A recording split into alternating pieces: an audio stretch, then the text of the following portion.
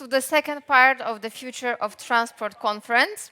I'm Dagmara Wrzesińska from VS Institute, and I will have the pleasure to moderate first session in today's agenda. However, before that, I invite you to the speech by the afternoon keynote speaker, Winfried Herrmann, the Minister of Transport of Baden-Wurttemberg, Germany, who could have not joined us here today, but has provided a pre-recorded message.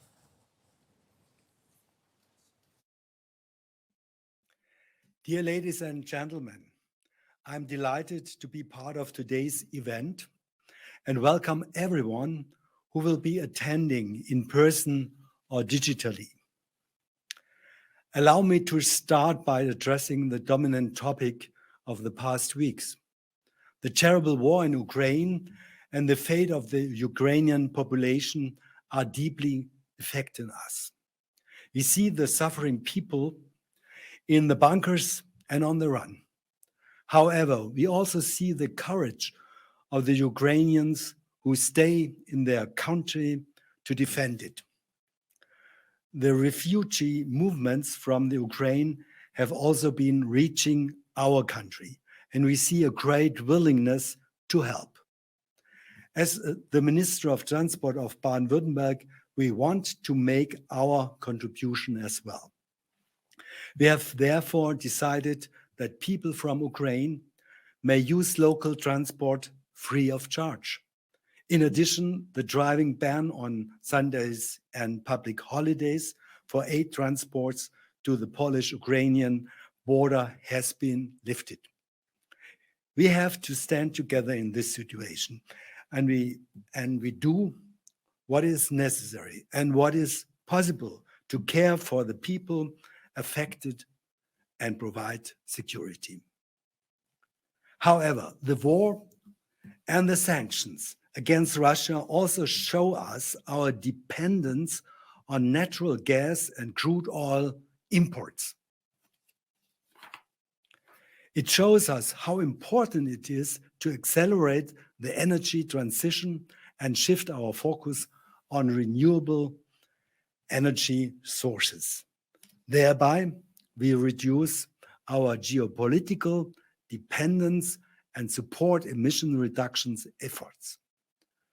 The recently published sixth assessment report of the IPCC also shows us what serious effects a continued increase of CO2 emissions in our atmosphere would have for us all. The report makes it clear climate change is one of the greatest challenges of our time. We have to take urgent actions to limit global warming to 1.5 degrees to avoid catastrophic consequences for us all. In Baden-Württemberg, we show our ambition to contribute to climate protection in the Baden-Württemberg Climate Protection Act. Our federal states aims to lower emissions by 65% by 2030 and achieve climate neutrality by 2040. On the national level, the German Climate Change Act sets the same goal for 2030, and Germany wants to become climate neutral 2045. So you can say Baden-Württemberg's climate goal for 2040 is more ambitious than our national climate goal. On the European level, the European climate law sets the climate goals for 2030 and 2040. By 2030, emissions shall be reduced by 55%, and by 2050, Europe aims to be climate neutral is 2050. These goals are also described in the European Green Deal and Fit for 55 package. With our ambitious regional climate goals, Baden-Württemberg hopes to become a national and European pioneer for climate protection. To live up with our claim and achieve the regional climate goals, the transport sector plays a crucial role. Baden-Württemberg's transport emissions emissions account for a third of total carbon dioxide emissions. Overall, transport emissions have been stagnating on a high level for years. As the home of Mercedes-Benz, Porsche, Audi, and famous suppliers like Bosch, Baden-Württemberg is called Autoland. Furthermore, many goods in Baden-Württemberg are being transported on the road. In the transport sector, commercial vehicles cause around 1/3 of the emissions.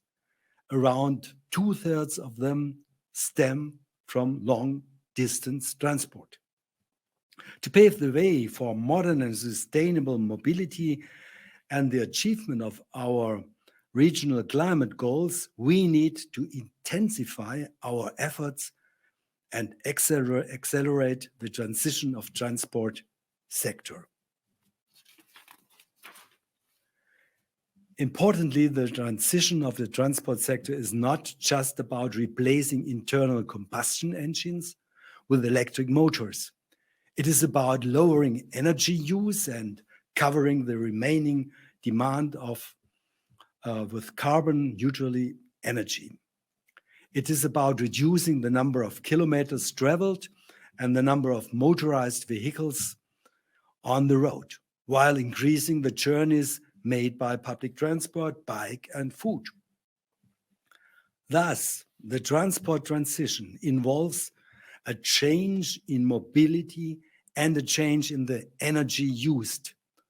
For a successful transport transition, we need both a mobility transition and an energy transition.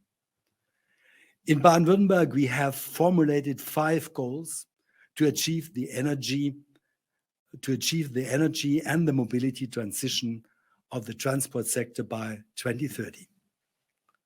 1/3 fewer cars in towns and cities. The doubling of public transport. Half of all journeys are made by foot or by bike. 1 in 3 cars is climate neutral. Every 3rd ton is transported climate neutral. To achieve these 5 goals, concrete measures are necessary. We are already implementing a wide range of initiatives and projects to translate our goals from a vision to reality. Amongst others, we are revising the Climate Protection Act in Baden-Württemberg, developing a subordinate mobility concept and mobility act for our federal state, piloting a mobility pass and a mobility warranty to make public transport more reliable and attractive in urban and rural areas, developing a comprehensive parking strategy, including the reduction of parking space and the abolition of the free parking, implementing traffic calm city centers, expanding our region's biking network for everyday cyclists to make journeys by foot and by bike more attractive, funding human resources on the creation of structures for sustainable mobility, for example, for the coordination of mobility stations and bike traffics in cities, funding local concepts for sustainable mobility, such as the concepts for multimodal nodes for parking management, expanding the public and the private charging infrastructure for electric vehicles. Now I have touched upon some important, but not all of our initiatives and projects to realize the transport transition in Baden-Württemberg. In the following, I want to highlight 4 important areas of activities for a smart and sustainable future transport system into some more details. strategic long-term climate-friendly mobility planning, electromobility and renewable energy fuels, a strategic dialogue for the automotive sector in Baden-Württemberg, a pilot project called EWay BW. Let me start with the strategic long-term climate-friendly mobility planning. The past has shown us that isolated individual measures are not sufficient to effectively reduce transport emissions. Instead, we need a holistic understanding of different measures in their interactions. We need a strategic and long-term planning of mobility to effectively reduce emissions and satisfy mobility needs as well. In Baden-Württemberg, we introduced the so-called Climate Mobility Plan as an instrument that fosters holistic, strategic, long-term and climate-friendly mobility planning on the city level. The Climate Mobility Plan complies with the Sustainable Urban Mobility Plan, the SUMP, which is a central concept of the European Urban Mobility Policy. SUMPs are also an integral part of the new EU Urban Mobility Framework and the revision of the 10T regulation, which were proposed by the Commission in December 2021. We consider SUMPs as a key instrument to foster sustainable urban mobility and support the proposition to make the development on a SUMP a requirement not only for the urban nodes of the European transport network, but as well for other cities. Electric mobility and e-fuels. In recent years, we have already made the state a pioneer for modern and sustainable mobility. We have promoted climate-neutral drive systems in the state, for example, as part of state's electric mobility initiative, number 3, from e-bikes to e-cars to e-trucks. Already, we are preparing the initiative number 4. With our bus subsidy program, we want to further increase the share of hybrid and electric buses, while climate protection demands a doubling of public transport passenger numbers by 2030. In principle, the state is pursuing an approach to transformation that is open to all technologies and is promoting battery electric mobility, fuel cell propulsion, and renewable energy fuels. However, that does not mean that we are technology blind and do not focus depending on the application. For example, according to current trends, battery electric vehicles will account for the largest share of passenger cars in future. With the Fit for 55 package, the European Commission currently has a comprehensive series of coherent proposals on the table. This is good and important because climate protection is a challenge that affects society as whole and transcends national border. In the upcoming legislative process in Brussels, it will be important to support the legislative act to avoid weakening it. The level of ambition is to be maintained or even increased. Within the Fit for 55 package, the EU Commission has also proposed a mandatory quota of renewable fuels for aviation in the new ReFuel EU aviation regulation. Jet fuel suppliers must guarantee and blend off at least 2% sustainable aviation fuel in 2025. Sustainable aviation fuels is defined by the Renewable Energy Directive, RED, as advanced biofuels from waste or residue materials.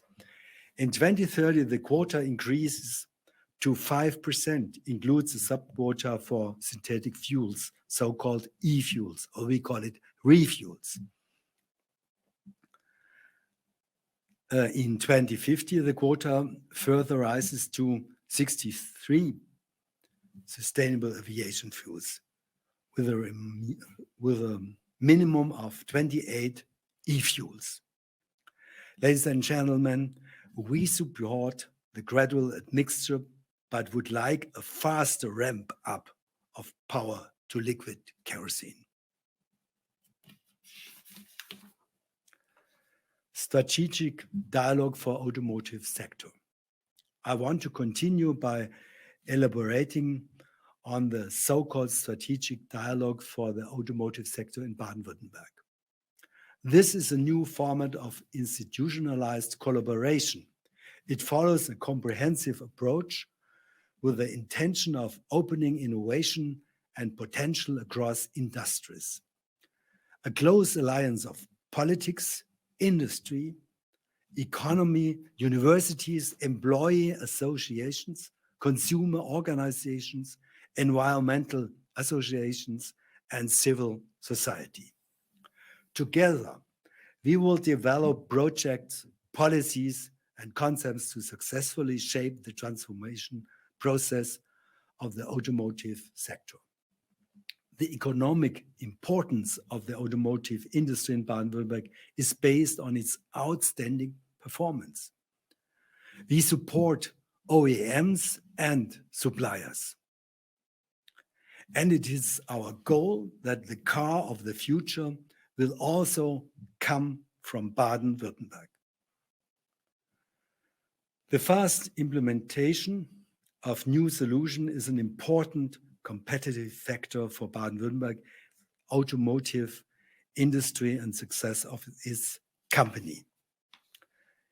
We need innovative solutions for intelligent, digital, automated, and emission-free mobility. In this context, the topic of digitalization plays a central role for digital infrastructure, connecting mobility services, and traffic systems. It would be beneficial to have a similar format in institutionalized collaboration of dialogue with the relevant stakeholders of the automotive sector on the European level. Now, the strategic dialogue of Baden-Württemberg could be a role model for the European Union. Next, E-Way BW. As I mentioned earlier, commercial vehicles and long-distance transport cause a great amount of transport emissions in Baden-Württemberg. For this reason, to reduce transport emissions, the energy transition in the transport sector is relevant for heavy commercial vehicles. For the energy supply of these vehicles are recharging and refueling infrastructure for the electricity and hydrogen supply, but be set up throughout Europe. Another option are overhead line trucks that we are currently exploring in E-Way BW. This is the name of the project. It is a pilot project to research electrically powered overhead line hybrid trucks until 2024. And a selected public test route on a main road south of Karlsruhe. 2 sections will be electrified with overhead lines. The technology for climate neutral drive technologies for road-free transport that will be tested under real conditions is our pilot project E-Way BW, and this is known as E-Way project. Besides the overhead line hybrid trucks, other alternative forms of propulsions are investigated and on the test route too. While the overhead line hybrid trucks are equipped with a diesel and electric drive, a pure electric truck and a hydrogen fuel cell truck will be tested as well. In addition, synthetic fuels are temporarily used in an overhead line hybrid truck. This allows us to compare the various alternative forms and technologies of drive for trucks under real conditions. I come to the end and to the closing. Ladies and gentlemen, to meet regional, national, and European climate goals, we must take urgent action now and move forward with courage and openness for new approaches and changes. For us and future generations, it is vital that we are coordinate actions to limit global warming to 1.5 degrees. The transport transition plays a crucial role in achieving our climate goals. To reduce emissions more rapidly and effectively, we must support and accelerate both mobility transition and energy transition of the transport sector. In Baden-Württemberg, we want to become a role model for climate protection in transport sector and a pioneer for sustainable modern mobility. We are doing everything we can to reduce emissions to the transport sector and to put our climate goals into practice. Thank you very much. And now I have the great pleasure to invite on the stage 4 fantastic speakers who will join me today in the discussion on reimagining the safety of transportation. I would also very warmly welcome Adria, who is joining us online today. Hello, Adria. Hello. Great to Hello see to you. Great to everybody. have you with us. Hello.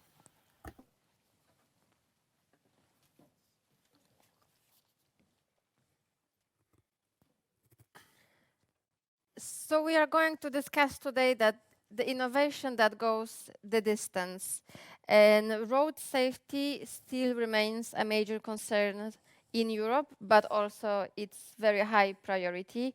We see a range of technologies being developed and deployed or awaiting the deployment for the necessary regulation to be implemented. A lot has been said today about the integrated approach, and I believe that the structure of this panel very well reflects that approach, as we're gonna hear the point of view of the regulators, the industry enablers, and also the cities who are more and more becoming living labs that are preparing for the arrival of the future of transportation.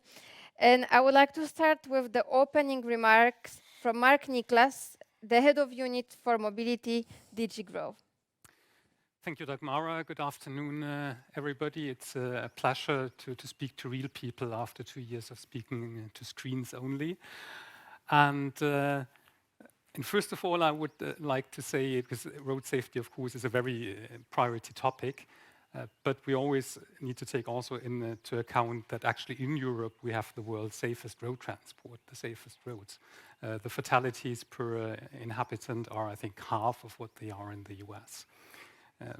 So we've made a lot of progress, and the number of fatalities have been reduced by half over the last 20 years. But nevertheless, as you say, it remains an issue because, of course, the still 20,000 people who lose their lives per year and more than 100,000 serious injuries are more than necessary. We can reduce them.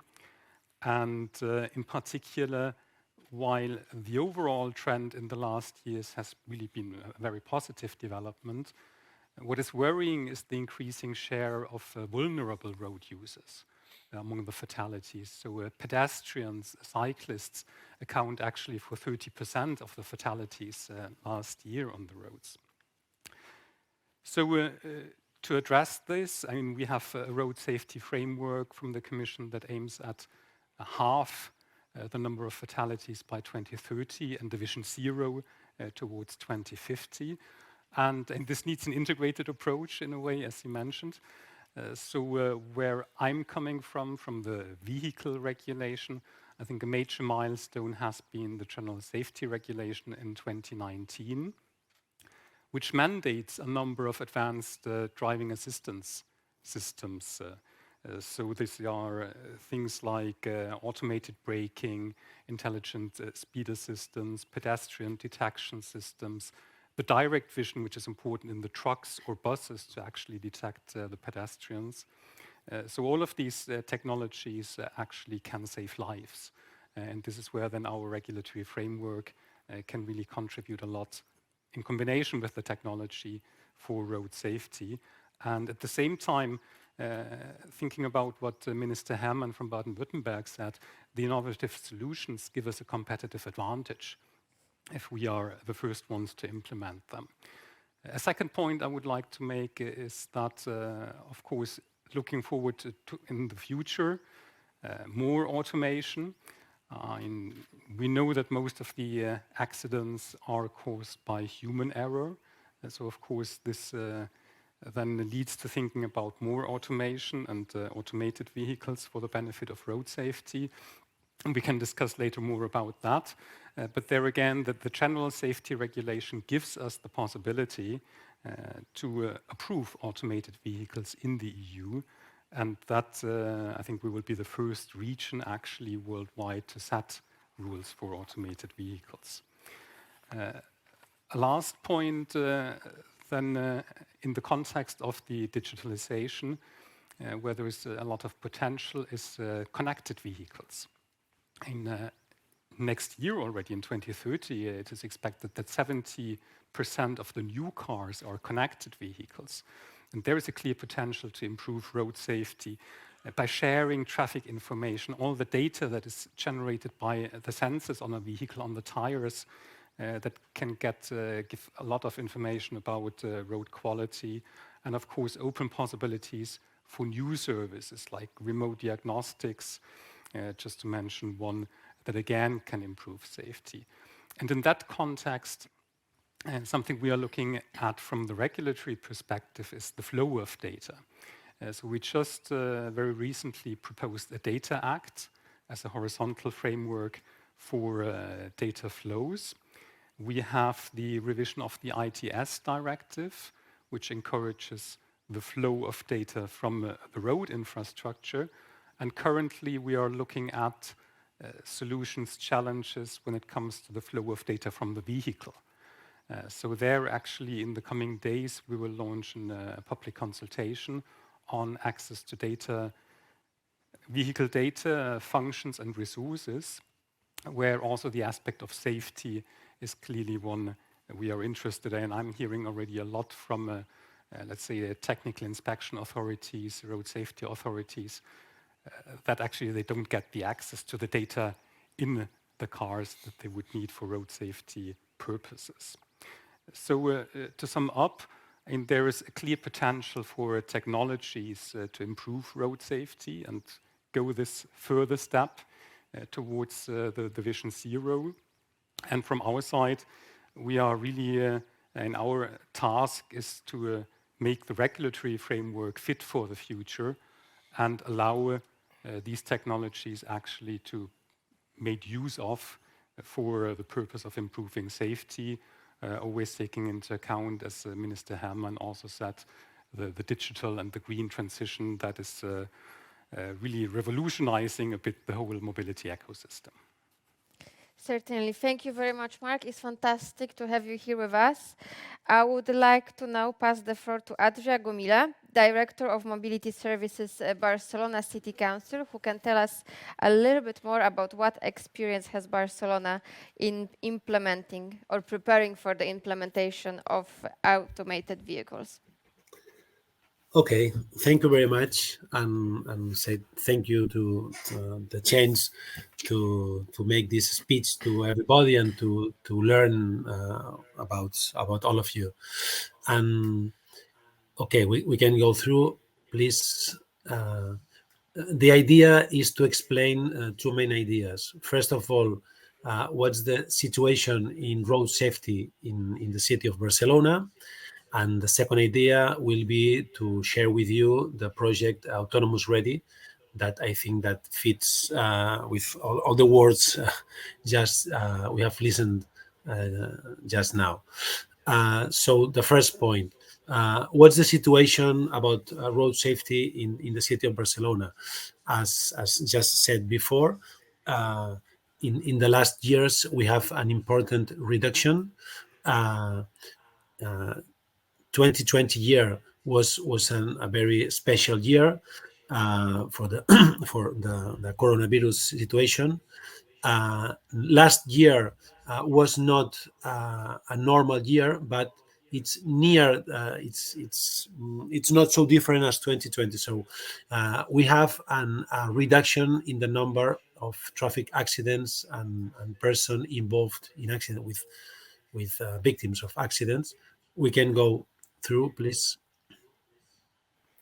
Here, the number of people deaths in our city. So there's an important reduction, as in the same of other situations is the same in other parts of Europe. But in the last 20 years, Spain as a country has had one of the biggest reduction about these figures, and also Barcelona is going this way. So it's important. It's marked that there's not a zero in the scale. Okay, at the end there's a 10, but it's necessary to go down. We can go through. But deaf people trying to know more about this situation, we can see that in purple color, their motorbikes are the one with more deaf people, and pedestrians is the blue line is going down, and we should be careful about electric scooters, because is well, two person died last year in Barcelona of driving an electric scooter. But well, we are going down. The vulnerable road users are most of the deaf people, 11 from 12, and it's necessary to continue working with this. We can go through. Now, the same, not about deaf people, now talking about serious injuries, also an important reduction. Take attention that we don't have a zero here in this graphic, so it's necessary to continue pushing down, and we can go through. And the same as before, from the 153 were vulnerable road users, about the 166. So most of them, we need to focus on the vulnerable users, because it's where we have mainly the problem. Here, it's more clearly differentiate that the purple one, motorbikes, are a very important part of the problems. Vulnerable, it doesn't mean only pedestrians or cyclists. It's also people driving a motorbike. It's the bigger part of the problem we have in the city. Please, can we go through? Thank you. And well, as the same in other parts of Europe, okay, countries, regions, cities, we have the zero vision objective, okay, and a way to reach.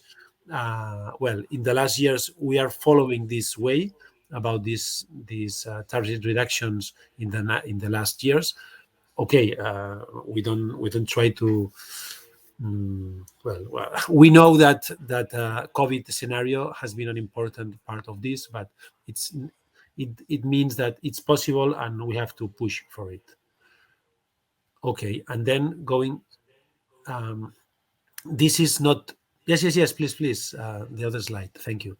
And this is the human factor. As said before, it's really important.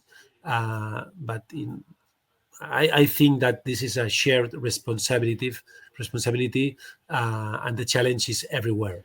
It's not only in the public authorities, also where we are going, making any trip or any walking, driving, any vehicle, it's important to respect the others, trying knowing that maybe one day the problem will be our problem. So we would like that the others can help us not to have the accident. So do the same when you're driving or walking. Think, respect the others, and think in the others. And now the second part of the presentation is to talk about. We can advance, please. Is about this problem, this project called Autonomous Ready. This is made with another important partner. DGT is the Spanish traffic agency, and the idea is to help different vehicle owners to install in their vehicle this gadget, okay, that helps well helps to avoid the driver help the driver to avoid accidents. And basically it works that is a lot of new vehicles have these systems, okay. There's no, the innovation is not in the equipment installed. In my opinion, the innovation are in 2 points. First of all, helping to install this equipment on board of vehicles that haven't this equipment. Okay, this is not for new vehicles. Is help people to install this. And when I say people, we are working basically with companies, big companies, small companies, helping them to install this. Help it that it means with a cheaper price, okay? Because we buy a important number of this equipment, and then it's possible for them to install in a cheaper price. This is, in my opinion, this is one of the key factors of this project. And the other is that we are it's compulsory for them to share the information with us. Okay, so we are trying to make a step forward in this connected vehicle, and so we can advance, go through. Well, this is how it works. Okay, there's a cloud with information. I go through, and well, I think that we have two main benefits in a short term. We have benefits in road safety, okay, and in long term, we are helping to develop the way for the autonomous vehicle. Okay, so this is the name of the project, Autonomous Ready. Is we are one step in that long way, and with this step we have benefits in road safety, and basically in 3 aspects. Okay, I'm finishing now. 3 aspects. Sorry, 3 aspects of the benefit in the road safety. First of all, because there's an driver assistance for the driver to in the immediately time to avoid accidents, because the driver has an alert of a possible accident, to avoid this. This is the first short-term benefit. Second one is for the companies, because they can make a personalized action to each driver depending on their driving pattern. That maybe one driver has more chance to hit with a motorbike, maybe another one to hit with a pedestrian, or another one, I don't know. So it's possible for the companies to make a road safety actions personalized for each one of the driver of their fleet. This is the second one. And the third one, this is a benefit for us. Now, I work now in the city, okay, but for the administration, is that the system let us to have a map. We can advance the slide, please.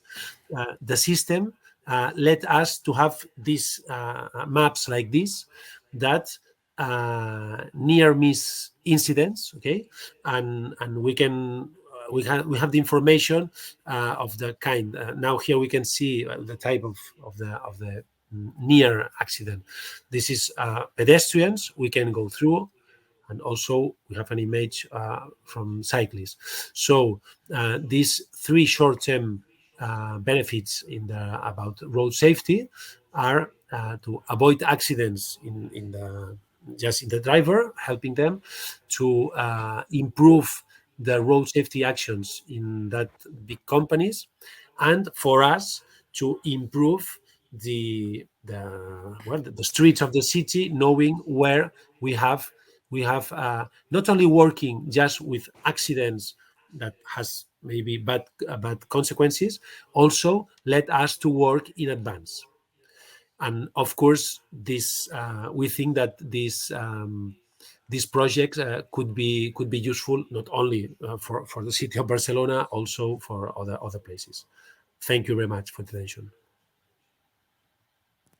Thank you very much, Adria. That was fantastic presentation. I believe we can learn the most by doing, so there probably is a great lesson to learn from Barcelona by another cities. And now I will pass the floor to Pierre Oliver Miret, Associate Director, Automated Driving Technical Policy from Intel. Very important voice from the industry, Pierre. The floor is yours. Thank you very much, Dagmara.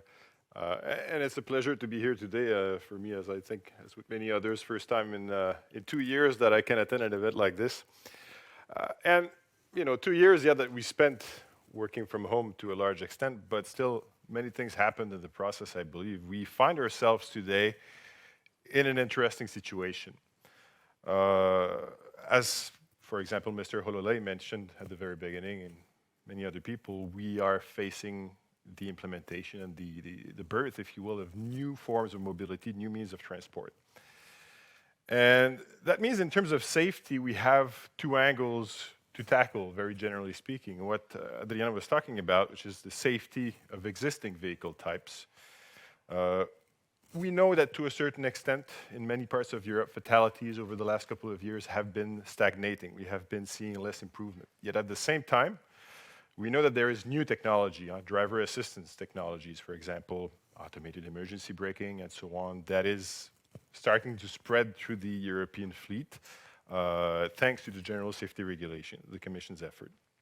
So it will be interesting to quantify exactly the impact of these new technologies as they become more common.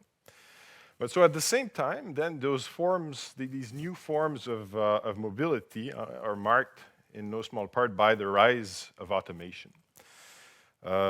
Automation brings new possibilities in terms of safety. I think it has the potential to increase the level of safety. But at the same time, we have to make sure that automation, yes, works, number one, but that also that it works safely. Because ultimately, its success, the success of automation technologies, will depend on their safety. Depend on their safety because first, the safety, it's what will allow us to really reap many of the benefits of automation. And at the same time, even I think social acceptance, whether people will be willing to use automated vehicles, will depend on how safe they are.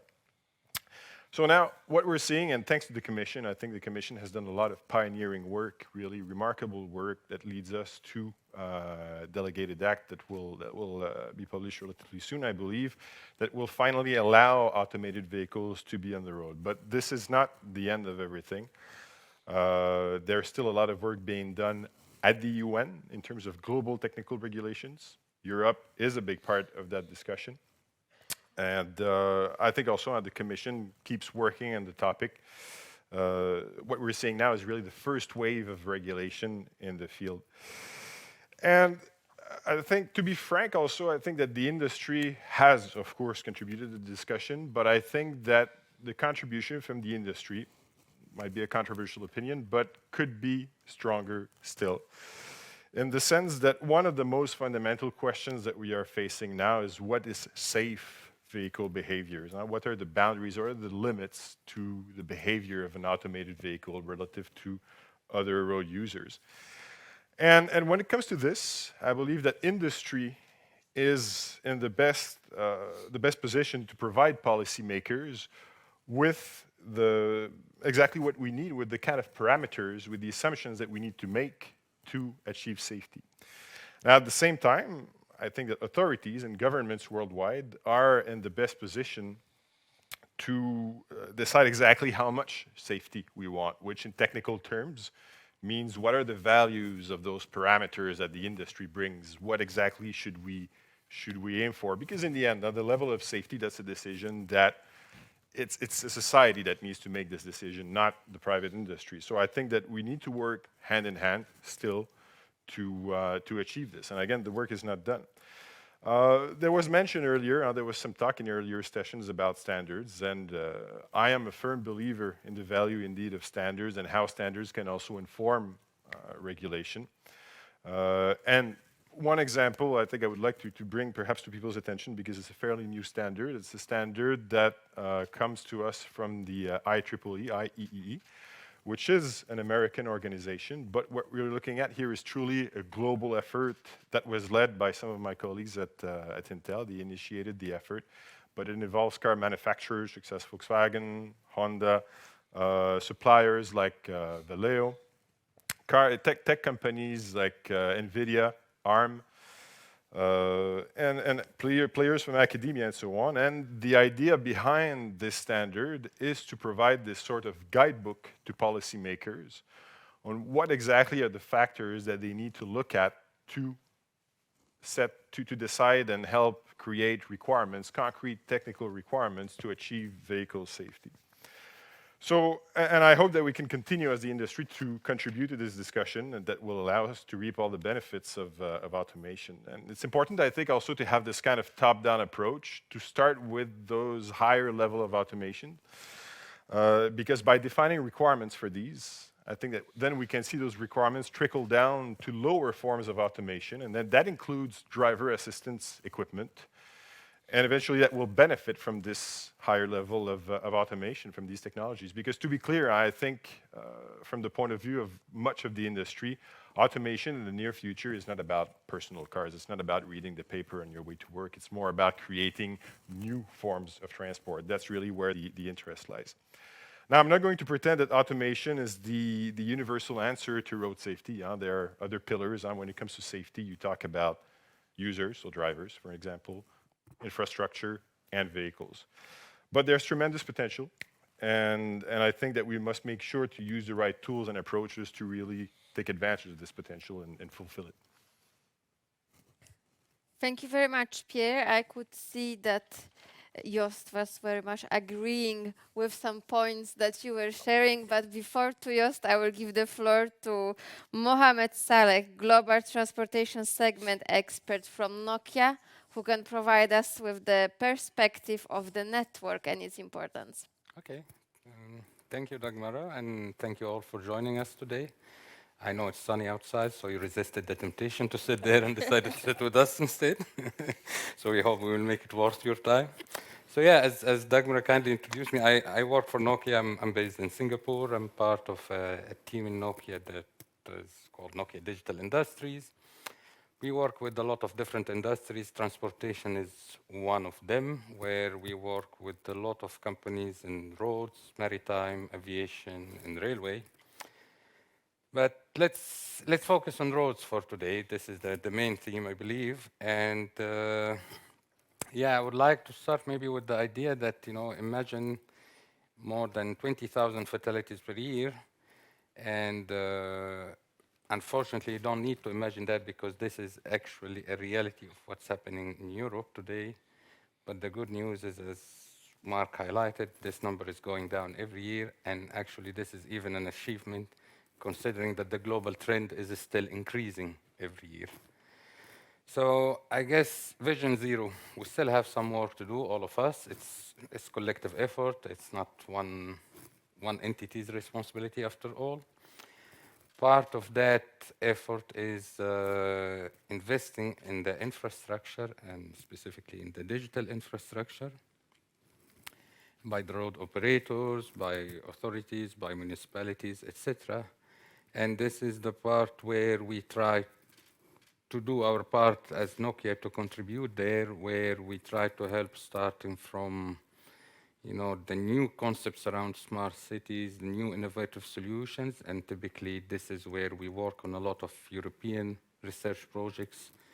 Our scientists in Bell Lab, they contribute to a lot of those projects. This is one thing. Another angle that we try to help with is bringing to the market different connectivity devices that allow the road operators to connect almost any device from the roadside back to the traffic control center, to be able to collect information, to be able to push information back to the road users. And one last angle is the 5G, which, as you can see, is rapidly getting deployed in different regions in Europe, and which we believe will play a critical role in new ways of doing things like automated driving, assisted driving. It will also, we believe that it will help not only in achieving these new ways of driving, but it will help in reducing emissions, because, let's put it in a very simple way, the more efficiently we commute, the less time we spend the road, which means less pollution generated after all. I think it was mentioned earlier in one of the previous sessions. I mean, less emissions doesn't mean less commuting. It's just more efficient way of commuting. And one last thought I would like to leave you with before I hand back the microphone to you is, imagine this idea like you are cycling one day in Brussels or anywhere else, going back home. It's at night, it's dark, it's raining, it's gray. Something never happens in Brussels, as we all know. And you're reaching an intersection, and you just wish if there is a car around the corner that you would know a little bit ahead in time.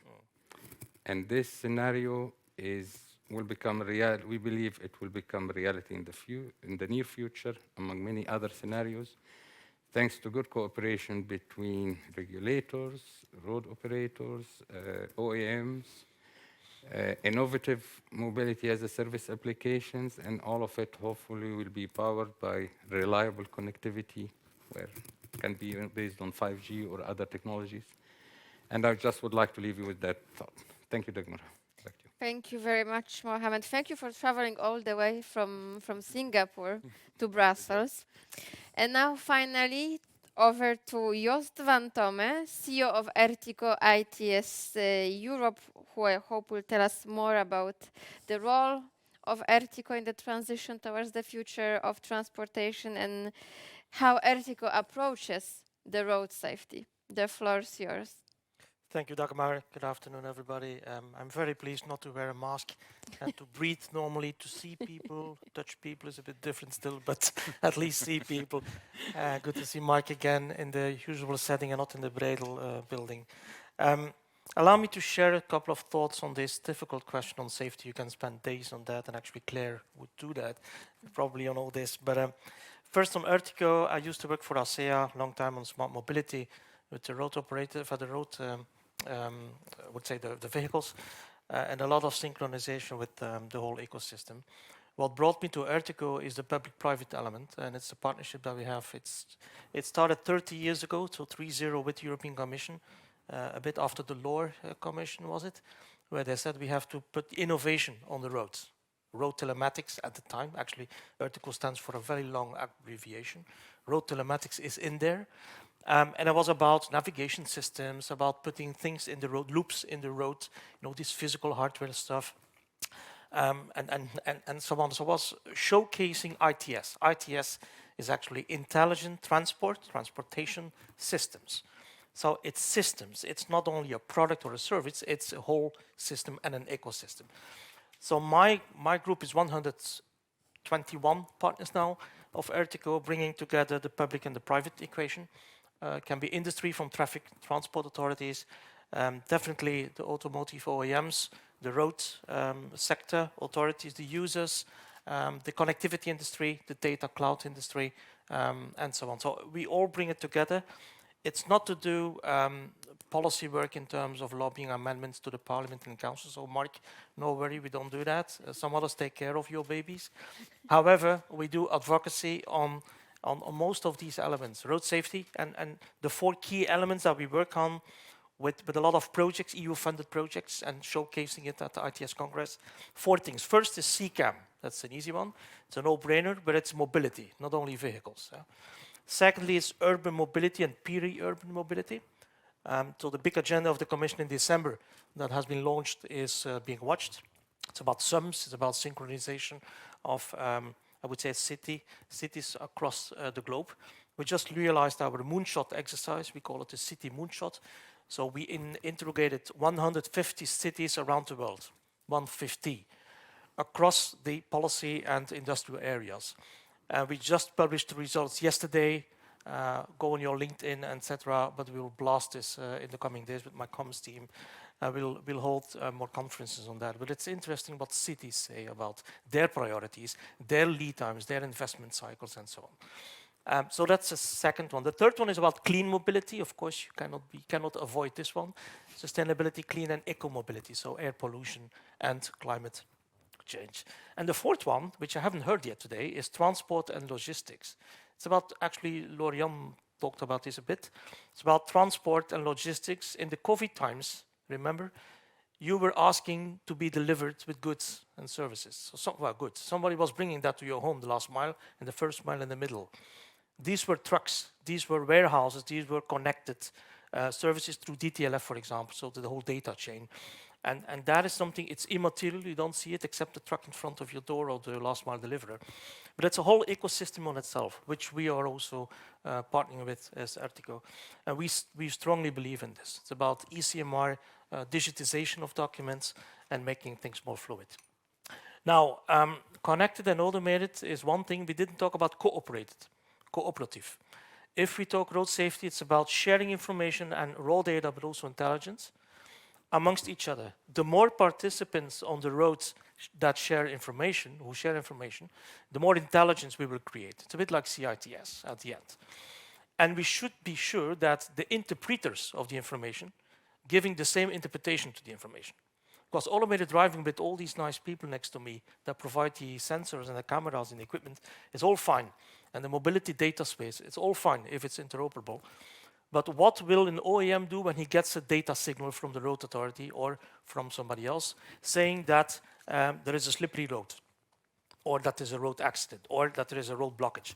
What will this instrument, can be a vehicle, can be a train, can be a bus or a tram, what will this instrument do in practice? So how do we interpret these signals? It's a bit like ISA. It's very intelligent, but you need to have a synchronization with traffic signs and road signs. And we have the Vienna and the Geneva Convention, and we have all these nice interpretations. But I still see a lot of red lines, green lines, yellow lines, and I'm sure Steve will not agree, but there is a lot of synchronization still to do and interpretation. So that's another important aspect that we should think about. It's also about demystification. What is ADAS? What is automated driving? What is autonomous driving? Yeah? When I was at the recent ITS Congress in Hamburg and the next one in Toulouse, it's always talking to the users, to the drivers, and not only for cars, but also from other, I would say, transport elements. What is automated driving? How to use a shuttle? What will be the signal that a truck platooning? Last week, for example, we finalized the Ensemble event, which is about truck platooning. How will truck drivers and car drivers know that a platooning is being formed and is being active? Will it be an acoustic sign? Will it be a special light sign? How do we do when we mix automated and less automated vehicles in the same traffic line? So all these are questions that are still unanswered. If every OEM would do its own thing, I think we will have a big cacophony, and that's not the purpose. Yeah.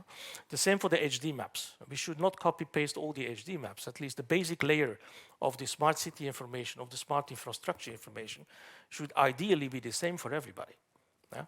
And then we can build upon a common specificity for each of the users of the HD maps. Talking about technology is definitely an enabler. That's why we have Ertico for innovation. I'll give you one example, is eCall. We worked on that in my recent past, with the Commission quite heavily. eCall has been introduced as a mandate, and since, I think, April 2018, we have around 7 million vehicles equipped with eCall. Guess what? This eCall system that is sending a minimum set of data has to contact the 112, the emergency. eCall does not work with 4G. eCall does not work with 5G and will not work with 6G. Explain me this to the citizens. So we did this thing in Article 3-4 years ago. We started this thing 10 years ago. And now we're really stuck with the technology not neutral legislation. Not neutral. Meaning that we still have to produce vehicles with a technology that is not able to talk to the other side of the road or the Ministry of Interior. You cannot explain this to the Parliament. You cannot explain this to the transport ministers, no. So we need to rethink this whole technology neutrality or unneutrality in the future, especially in the ITS directive. Because there is a whole chapter on technology in the annex, and we need to rediscuss this in the future, that it should be neutral at the service level, but not, at the basic layer, I would say, but the service level should be interoperable. We should talk to each other with interoperable data sets and technologies. And it's not about the new technology will capture and will hijack the previous one. No, it's about how to work together. Easier said than done. We're not yet there. And that's why we work on that with Ertico and various projects. Traffic management is another one. We haven't touched upon that. A lot of Ertico members doing traffic management. Easier said than done. What is traffic management? It is, of course, safety is key. But what is the minimum level of and the maximum level of safety? We touched upon this.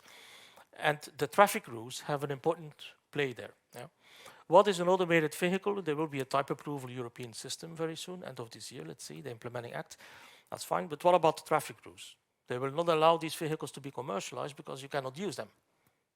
Because you're not allowed to use them. And at level 4, you still have to be in the steering wheel to watch the traffic, and you cannot do other things, or conditionally. Traffic management is there to increase safety, but also you need the real-time information that is correct information. Correct from the authentic source, and not information that has been, in the course of the transmission, manipulated, or having malware, or even cyber attacks on that one. A key, if you want your device, like a vehicle, automated vehicle, to be dependent on information it gets from the outside, information from algorithms, information from the outside digital twins, then the authentic source should be realistic and should be reliable. Otherwise, we all have a problem in terms of interpretation. The data economy, we are very much in favor, and we are building this mobility data space. We have the data for ROTI, road safety mobility data space, that we are hosting, that actually is getting data from vehicles, from road authorities, from service providers, and many others, to build intelligence, from raw data to intelligence. Now, the big challenge will be in the MDS, the mobility data space, to make it interoperable. Give you one example, we host the Mass Alliance within Ertico, 115 companies and institutions. What our goal is to have open APIs and interoperability amongst all these systems. It will make us safer, but also more fluid and more sustainable. We're not yet there, not yet. So there are a lot of things to do in terms of making things operability for each other. And I think with this, I said the main things. Just one thing, end of May, we are having the European ITS Congress. It's about multimodality, connectivity, automation, live. You will see it live. You can touch and feel it, test case it. Toulouse, 3 full days, 29, 30, and 1st of June. Be there, go on the website. It's very easy, and I hope to see you there. Thank you very much. See you. Back to you. Thank you, Jos. That was very interesting, and I do very much agree with what you said about the freight transportation that is being not only under research, but also very often undermined in the role it plays in the overall transportation system. I would like to come back to what you said about the eCall and its compatibility with the future network technologies. That was one of the questions that I wanted to ask you. How can we ensure the backward compatibility for the vehicles that are being operational now for 10, 15 years and more to come? But if you put yourself in the shoes of the manufacturer, it can be a vehicle, it can be a smart device, it can be a smart meter for electricity. You cannot look 20 years ahead. You have to make a decision at the stage. With OEMs, it's a decision cycle of at least 2-3 years, if not longer, to decide, from the drawing plan to decide. And then you have to produce them, which means another 3 years, at least. I cannot foresee what the new technology will be in 5 years. Actually, everything is speeding up even quicker than now. So we have to make a decision at some stage. That's what I did, most of them. And it's not about the one against the other. It's making some Some are quicker than others, also with piloting systems and automated pilot systems. But that's where you are if you have the analog TV and the digital TV. My mother, very old, digital TV, she doesn't want it, but there is no coax cable anymore. She has to get the signal from the internet. She doesn't have internet, and she doesn't want it, so she's cut off the television. Another example. And that's the whole thing we have with not only digital skills, but also digital gaps. If people do not want to get connected or automated, will they have an alternative that is affordable and workable? Question mark, I don't know. Yeah, actually, this is a very interesting when you think about the older generations that are not very much familiar with the digital technologies. When I think about my grandparents that are like in the 80s, barely using their smartphones, how are we going to make sure that they are still being included in the future of the transport system, that the future of the transport system is inclusive for all road users and not only those that are catching up with the latest developments? Mark? Well, there from the, let's say, industrial and single market perspective, I cannot really offer you a solution, but it's from the own experience, I can fully share that in a way, the interface in cars, which is more and more like an iPhone interface, is completely intuitive for my sons, but much less so for my parents, absolutely. But that's, a trend in society for all the devices, and from banking to retail to a certain extent, where the older generation is really challenged. So unfortunately, I don't have a solution here from the type approval framework or general safety framework, but it is something that we have to take into account in terms of inclusiveness. Great. And so this is one of the challenges, but I imagine that there are many other challenges related to the large-scale implementation. Pierre, how does it look like from the perspective of the industry? Which main obstacles do you see on the way now that are preventing us from the large-scale deployment? Well, to be frank, I think obstacle number one is being addressed at the moment, is simply allowing those technologies on the road, and now it's happening. So there's that. Beyond this, though, I mean, there's two aspects to operating mobility as a service, generally speaking, if this is what we were talking about here. One is the vehicle itself, but the other one is the service. It's the licensing, is being able to put it on the road. And to this day, I think in Europe, it remains a matter of national authority. It's going to happen at a more national or regional or local level. What I'm hoping for, let's say, if I paint a picture of my ideal world, is that this kind of licensing would happen at the highest possible level. Simply because, again, if we're going to fulfill the potential of these new forms of transport, you may look at vehicles that will go across cities, across regions, and so on. And also, we often tend to focus on cities and talk about our pods and last mile transport and so on, but let's not forget that there's pretty much half of the population of Europe that does not live in cities. So what I hope for is that we're going to see licensing schemes that will allow us that will be consistent at a regional or even hopefully at a national level. Now, I don't know if the Commission would have even some interest at some point in getting involved in this to at least help provide guidelines, a framework. But anything in this direction is going to be very helpful. Is it the UN regulation on automated vehicles something that can influence?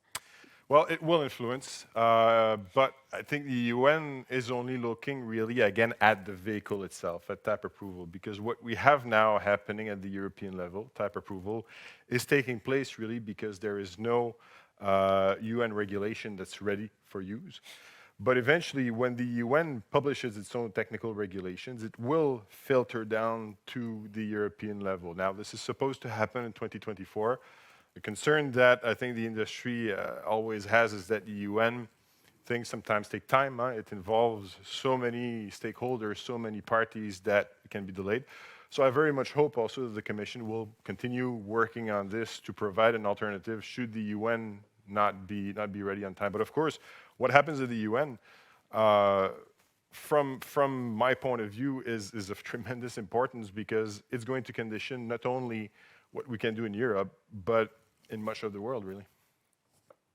Thank you, Pierre. If we switch the focus a little bit now from the vehicle to the cities, Adria, the project that you mentioned, the Autonomous Ready project, what are the main intakes that you have from that? What experience, the lessons that you learned, something that can be taken by authorities in other cities that would like to take the similar objectives?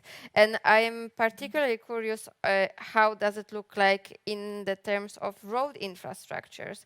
What are the key elements to make the infrastructure ready, and which challenges did you encounter on the way of implementing the project? I think that in my opinion, the main benefit is to push in this collective commitment of we need to do a big sort of actions to reduce or to reach that zero vision. So that we are involving several stakeholders in this project, and well, that we need to convince people and companies that it will be useful for them, okay, because they are paying for the equipment. So and the second part of the questions of the question, well, this is one more element that we use for deciding how to change traffic lanes, I don't know, traffic lights, and the design of the city. But I have to say that, in my opinion, this is not the main benefit, because we have a lot of information about real accidents. Okay, so this is a complementary information to our decisions, and of course we are using this. But I think that the main benefit is trying to well to increase the idea that it's necessary to work from different points of views, and I think everybody has something to do about road safety. So if we take the point of view of the network, Mohammed, do you believe that the large-scale application of 5G is going to be the pivotal point in achieving the Vision Zero? I mean, what would 5G allow to implement that we cannot fully deploy at this point? Absolutely. I mean, on one hand, yeah, the communication, the automated driving, the assisted driving, all the new trends of sharing information or exchanging information between road users, road operators, OEMs, etc. It requires new bandwidth, new speed, more real time, lower latency, assisted lane merging, and other like this. Use cases like this requires low latency.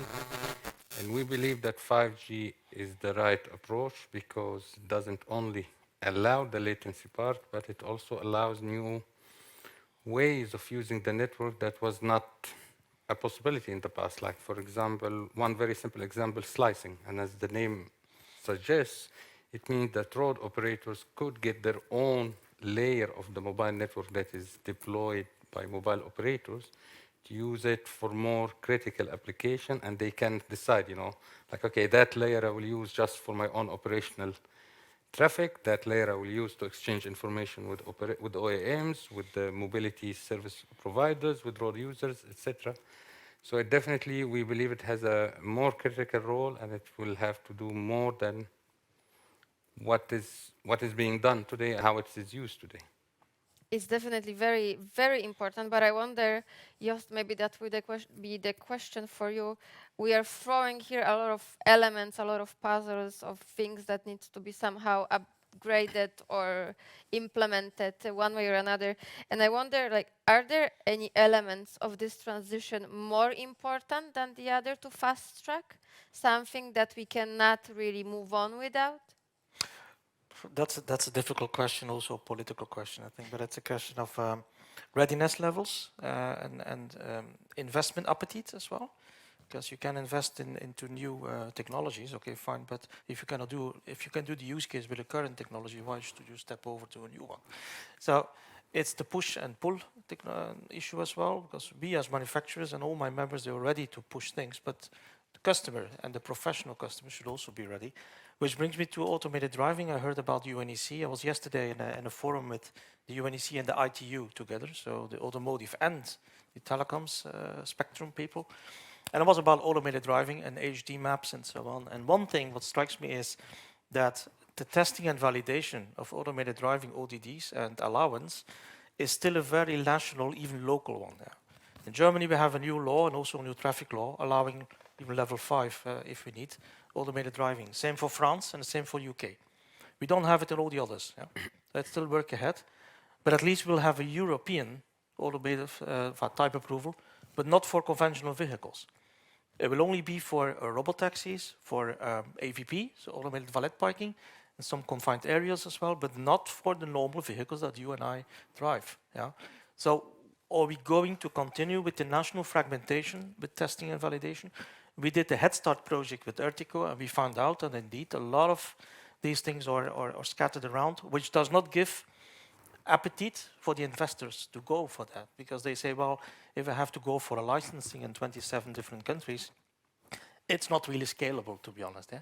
And also the vehicle will probably stop at the border, technically, because it cannot interpret the signals of the country next door, which is a bit of a shame for the EU single market, to be honest. And one thing we have not touched is the driving license. Everybody has a driver license, at least. As from the 18 years, you're eligible to have it. I tried to convince my daughters to get one, but they're not interested. They don't want the car to ownership, so they just want to be driven from point A to point B. But the driver license today and the whole directive behind is still basically how to use these manual things in the car. Today it's about digital touch, literally touch and feel, and not turning on the knobs anymore. How to interpret signals, acoustic signals you get. How to go for a minimum risk maneuver if you go in level 4 in the future automated driving. How to explain this to the driver, these digital ecosystem combined. So there is no one size fits all, and it's not against the one against the other. It's a marriage like equal. We have to have somebody at the other side to listen to the equal messages and the other way around. Yeah. So it's cooperative. Yeah, that harmonization is something that is coming back in the discussion very regularly. So maybe this is the right opportunity to discuss a little bit the EU automated vehicle type approval and how is the roadmap towards that looking like? Where are we standing specifically about the higher levels of autonomy? Yeah, and there it is, in principle, of course, as also already mentioned, harmonization on a global level beyond Europe is a good option, and that's why we're working with international partners in the World Forum in Geneva on automation level 2 and 3. And now on level 4, there is not much activity in Geneva, so we've done that on our own with this, the rules that should be published. Either they are already published or they will be published in the coming days for kind of public consultation before then adoption in July this year. So this is something that will apply then later this year, but it's true that it's, of course, not for all the vehicles, but for limited vehicles. And on the other hand, of course, we are far from really having these automated, fully automated vehicles on the road. So in a way, we have at the moment national law for the prototypes on the road. And then we will have this EU regulation for these fully automated vehicles, specific cases. And what we are discussing actually with member states is what is in between. To get there a harmonized approach, then really, and they also have the possibilities for approvals under exemptions under the EU regime. It hasn't been used so far because there is no market introduction, no real commercial sales beyond such specific cases like the robo-taxis.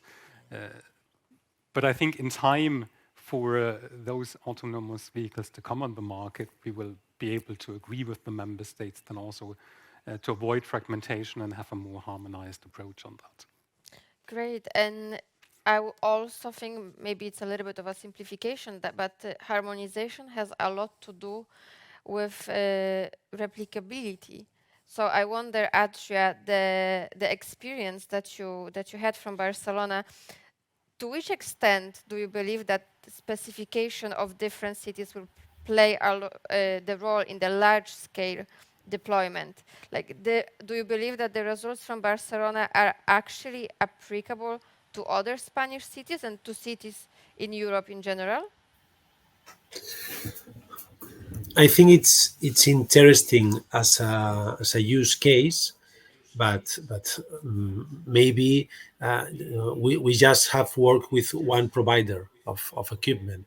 So I think it could be more interesting to extend this to other cities or region or countries. I think it's important, as we are saying, the standardization of the system, of sharing data, of as said before, the how to the interpretation of data. Okay, is very important. It's not only sharing data, also that how we read that data, the decision taken with this data, and well, I continue maybe with the same idea as before. I think that technology in the short term, I think that must be the tool, another tool to continue the way of accidents and victims reduction due to human factor, human behavior. So I think that what it's more exportable to other cities or regions is trying to make actions that drivers take the idea of that they are responsible of a lot of things, and that technology will help us, will help the driver, will help them to avoid accidents, but also technology will, let me say, control their behavior. Okay, for me, there's an important application of technology to road safety is that the registration of the car parameters before an accident. So when you are driving, and you will know in the very near future that if you have an accident, someone will know if you were driving in a properly way, or you were with an speed limit or something like this. So in my opinion, the main thing to export or to apply to other parts is try to make projects that drivers take fully conscience that there's a responsible, you're responsible when you're driving a vehicle, and it's important to adapt your behavior to this. Great. Thank you, Adria. We will soon move to the part with the questions from the public. But before that, I would like to take the opportunity and ask the last question to Pierre. A little bit more practical one, to give us the sneak peek. You were mentioning something about the standardization coming to life on the quite impressive pace. But currently, how or the ADAS systems are being validated in terms of their safety and reliability? What is the process looking like? If you look at ADAS systems, a driver assistance specifically, I think validation is largely scenario based. So you're looking at a lot of track testing. With, for example, you're going to have a dummy that crosses the street that represents a pedestrian, and you see if the car stops. You know, that's a general idea around validation of ADAS systems, which is fine for these kind of systems because you're looking at systems that have a fairly narrow range of uses of conditions, and also that never really drive the car, that are there to actually help the driver. And that's the notion. So the first line of defense remains the driver, and then you have those systems that in very specific conditions are going to help. But I think that if we look forward, first you're going to start to see other ways of validating these systems. I think there's simulation testing is going to play a part. I don't think it's the answer to everything either, but it will come in. But when you talk about higher levels of automation, then I don't think we can stick to specific scenarios like this anymore, simply because there are too many things that can happen, too many scenarios. If you test 1 million scenarios, it's going to always be the millionth and one. So then how do you achieve safety? Well, it's a combination of things. It's a combination of different types of testing. Yes, track testing still, some simulation thrown in, some real-world validation. You have to make sure that the system works in the real world. And there's also an audit pillar that looks at the concept that how a certain system is designed. But to me, in the end, what it comes down to is really this notion of having clear boundaries for what's safe and what's not. And it's not the same thing as having mandatory vehicle behavior or anything like that. We're not saying that an automated vehicle should drive in this way or that way. That's still a differentiator. But I think what you're looking at is simply clear, transparent requirements that will benefit both users and the industry to know what's safe and what's not. Great. Do we have questions from the audience? And if not, I would allow myself to ask questions a little bit from my main interest domain. As we are discussing a lot today, the technology and the vehicles, mostly cars.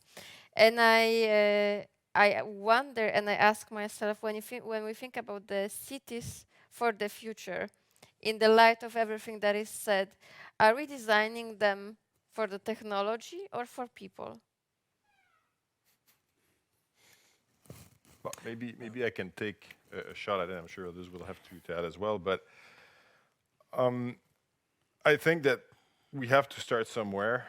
And even though infrastructure does play a role, it can help. And I think it plays a role, and not just in terms of communication, but even in very down-to-earth terms of how intersections are configured and so on, how it allows, how different kind of road users are kept safe in their own domains and so on. So that's one thing. But if you look at vehicle technology, I think it should adapt itself to the reality that we face, because it's not realistic to expect, at least coming from the industry, it's not realistic to expect all European cities to suddenly change, to adapt to a new technology. I think it has to be the other way around, really. As vehicle or equipment manufacturers, as providers of technology, you have to learn how to adapt to the environment and make the most of it. That is very reassuring. I've seen that Jost also wanted to add something in that topic.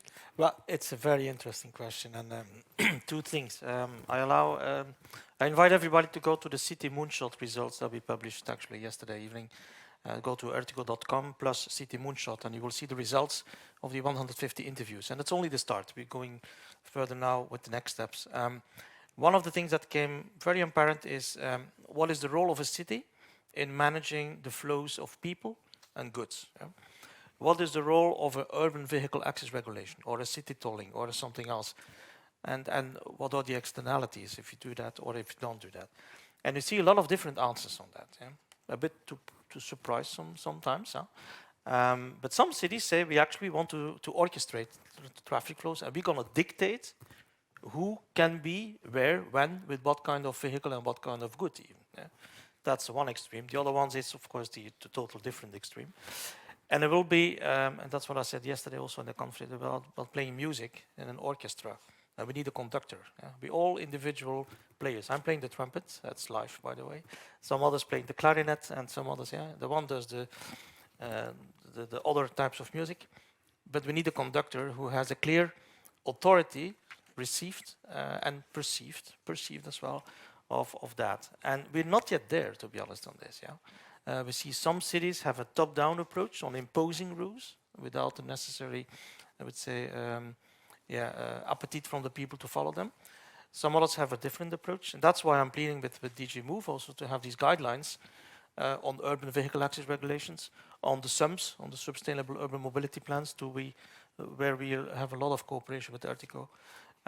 It's like cooperated mobility. We need to have a forum to discuss this, and I think at the local level we're starting to do that. Yeah. Thank you very much, everyone, for joining us. I believe that was very interesting discussion, and I invite everyone to continue this discussion during the short coffee break. We're gonna see each other back in 5 minutes, as we are running a little bit late, 10 minutes, a little bit behind the schedule, for the session number 4 about sustainable mobility and decarbonization in Europe. Thank you very much.